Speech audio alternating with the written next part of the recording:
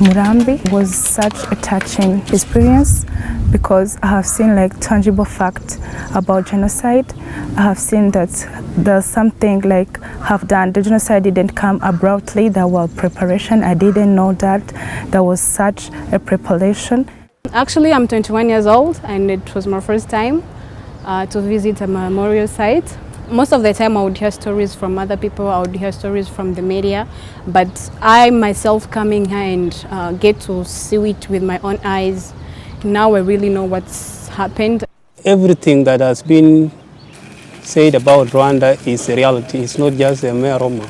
As I have witnessed with my own eyes, and even I saw the skeletons and many things, it is a proof that this genocide that people talk about had happened in particular times some years back. We had a recap of what we went through yesterday. People gave out their views, they talked about their emotions. Our facilitator who was with us in the morning tried to explain how those emotions come and what causes them and how we can always deal with them. She went ahead to give an explanation of what happened, why it happened, and how possible we can act before something like that happens. The most important stage that I think is even insulting to the victims is denial.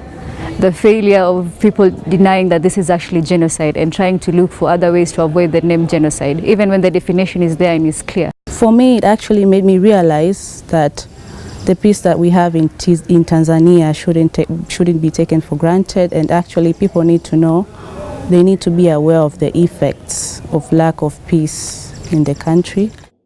All of the presentations were very good, but the presentations on good governance, they were very engaging and participatory, and I found them very interesting. We are failing on democracy right at party level. You'll find the president is in power. His auntie is also a senator under his own party.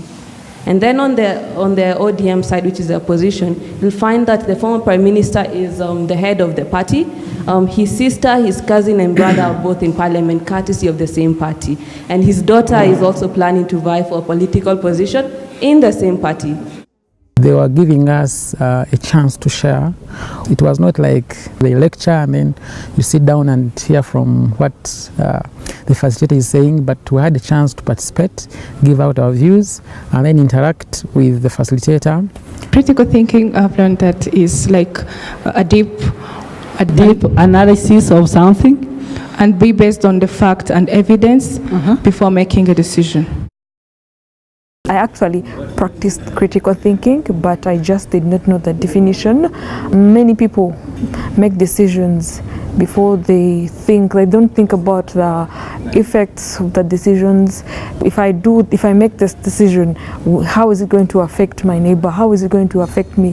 They don't always look at the outcome later when they are regretting. What I'll take home from this experience, basically, because I'm the EAC Youth Deputy Ambassador for Tanzania, educate the university students about the effects of lack of peace, because we are currently in a peaceful state, but we also need to know the effects. What will happen if we start any kind of conflicts or we start discriminating each other? What are the effects? I want to be a blogger, writing about stories and do some portrait and documentary about the some peacemaker to inspire others youth to do the same, to lift the world better than it is now.